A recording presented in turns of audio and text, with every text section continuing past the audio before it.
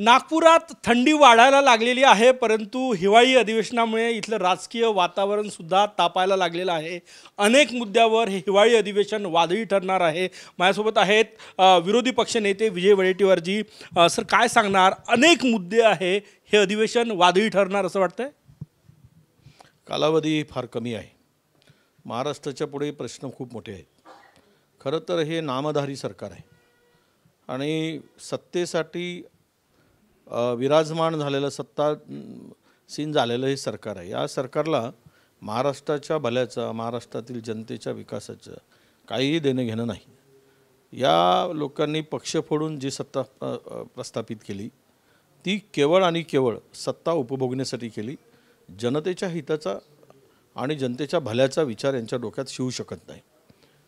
सगळी राज्यामध्ये पूर्णतः आकार मजलेला आहे।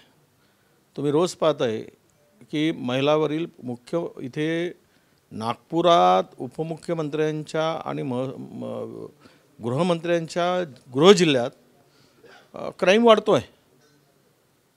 इतका मोठ्या प्रमाणात वाढतो आहे की महिलावरील अत्याचार वाढत आहे, दिवसाढवळ्या खून होत आहे, मारामाऱ्या चालले आहेत, दिवसाढवळ्या लोकांना लुटण्याचं काम सुरू झालं आहे।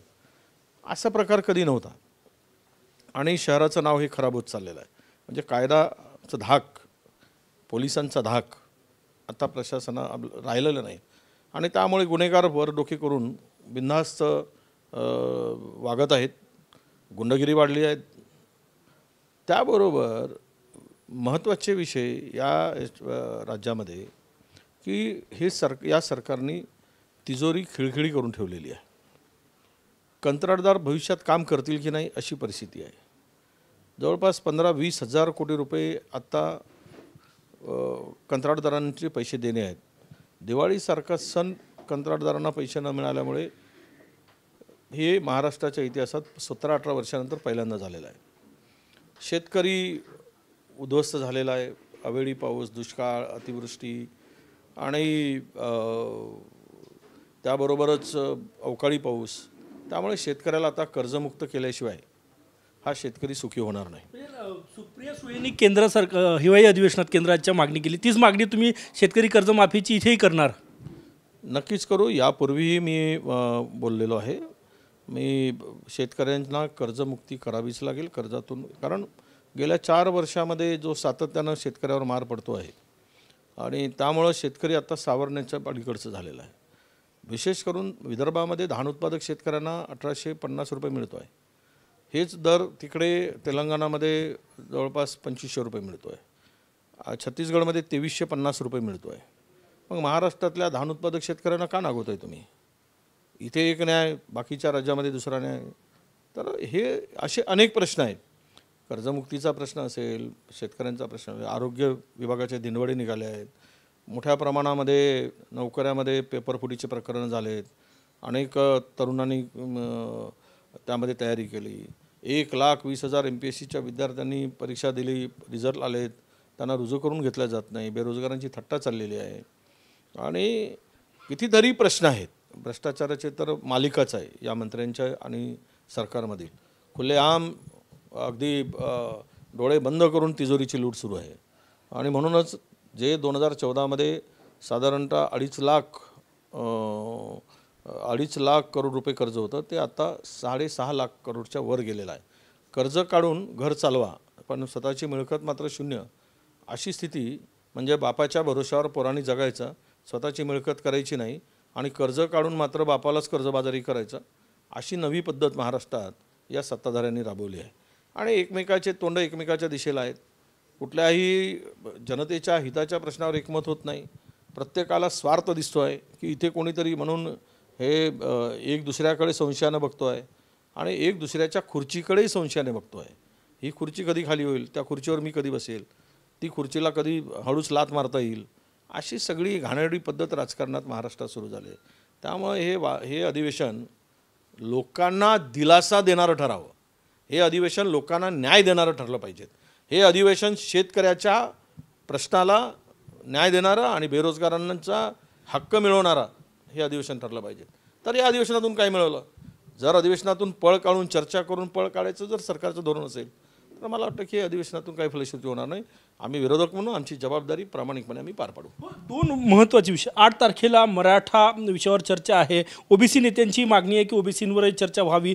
दोन महत्त्वाचे मुद्दे या अधिवेशनात चर्चेले जाणार आहे. तुमची विरोधी पक्षनेते म्हणून महत्त्वाची भूमिका राहिलेली आहे दोन्ही मुद्द्यांवर. बघा, ओबीसीच्या हक्काचं कोणी काढून घेऊ नये. जे चाललेलं आहे ते फार वाईट चाललेलं आहे. मराठा समाजाला आरक्षण देण्यासाठी कोणाचा विरोध नाही, पण ते ओबीसीतून नको आहे. त्यामुळे त्यांना तुम्ही स्वतंत्र तुम्ही दिलात तर त्याला आमचं समर्थन आहे. मराठा समाजामधील गरीब विद्यार्थ्यांना न्याय देण्यासाठी विरोध करण्याचं काही कारण नाही. पण गरीब ओबीसी जो आहे, या जवळपास 400 जातीचा समूह आहे, याच्या ताटातलं काढून यांना उपाशी मारून तुम्ही दुसऱ्यांचं ताट भरत असाल तर मात्र महाराष्ट्रातील जनता कधी सहन करणार नाही. आणि ओबीसीच्या भावनाशी त्यामुळे खेळू नका.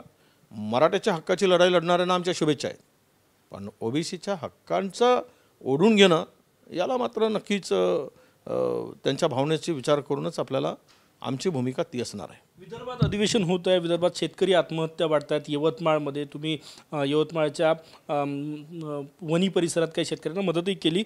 विदर्भातच हा प्रश्न आहे. हाही प्रश्न महत्त्वाचा आहे या अधिवेशनात. तो मांडला जाणार विरोधी पक्षनेत्यांकडनं. बघा, 1352 शेतकऱ्यांनी आत्महत्या पश्चिम विदर्भ आणि विदर्भ मिळून, विशेष करून पश्चिम विदर्भात अमरावती विभागामध्ये या 10 महिन्यामध्ये, ह्या वर्षामध्ये झालेल्या आत्महत्या आहेत. हा मोठा आकडा आहे.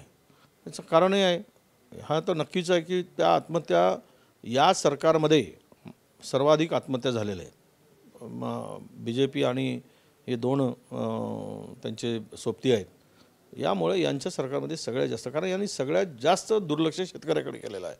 आणि यांचं सर्वात जास्त लक्ष कोणाकडे असेल तर बिल्डर, डेव्हलपर आणि मोठे कंत्राटं मिळवण्याकडे यांचं जास्त लक्ष राहिलं आहे.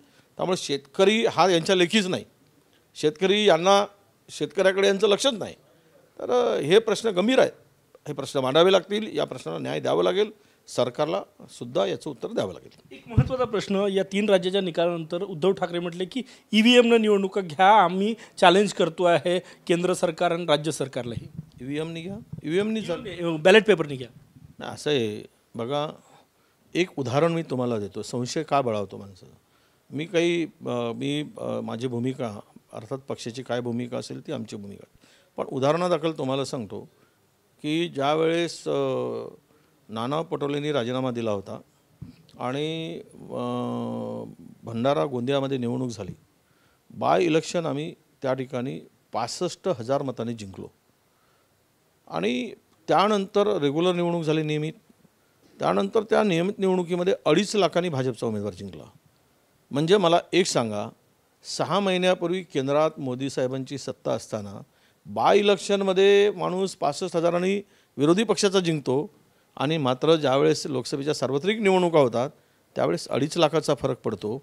म्हणजे 3.25 लाख लोकांची मतं 6 महिन्यात बदलतात नियमित. आणि ज्या ज्या राज्यामध्ये लोकसभेच्या पोटनिवडणुका झाल्यात त्यातील 80% निवडणुका विरोधकांनी जिंकल्या आहेत. म्हणजे तिथे मात्र विरोधक जिंकतात आणि यामधूनच संशय बळावतो. आणि या झालेल्या निवडणुकीमध्ये सर्वत्र काँग्रेसचा माहोल होता. ज्याच्या त्याच्या 10 लोकांना विचारलं तर 8 लोक काँग्रेसचं नाव घेत होते.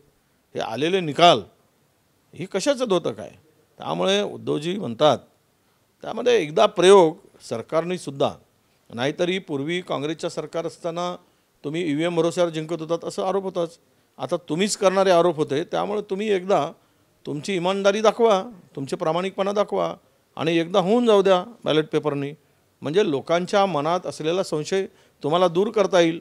तुम्ही फार स्वच्छ आहात, प्रामाणिक आहात, निवडणुका फेअर घेताय आणि इमानदारीनं घेताय, तुम्हाला मिळालेली मतं इमानदारीची आहेत, हे सगळं सिद्ध होईल. परवा चंद्रशेखर बावनकुळे म्हटले होते की फडणवीस 2024च्या निवडणुकीनंतर शपथ घेतील. आज त्यांची भूमिका आली की एकनाथ शिंदे 24पर्यंत मुख्यमंत्री असणार. हे काय आहे, एकमेकाला काय म्हणतात, तुझ्या गळा माझ्या गळा गुंप मोत्याच्या माळा, एक गाणं आहे जुनं. तर त्या एकाने दुसऱ्याच्या गळ्यात हार घालायची, दुसऱ्याने तिसऱ्याच्या गळ्यात हार घालायची, पण तो हार मात्र शेवट कोणाच्या गळ्यात घालायचा हे काळ ठरवेल.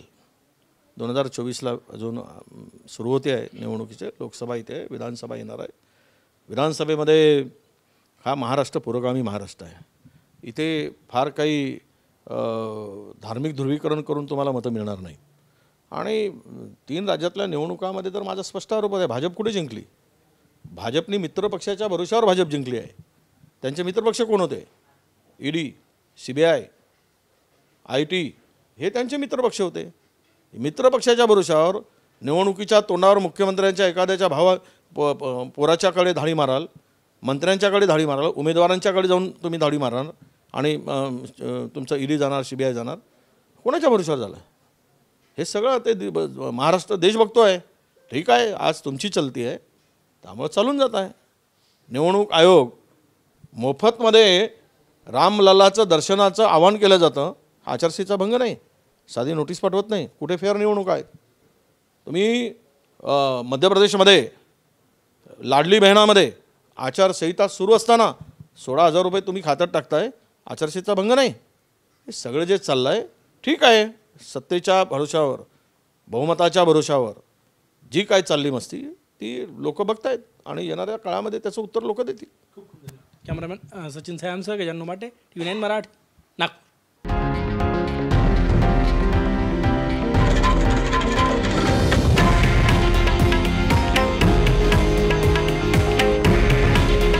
हे आहे देशातील नंबर 1 न्यूज नेटवर्क आणि आपण पाहत आहात TV9 मराठी. काळजी तुमची, हित महाराष्ट्राचं.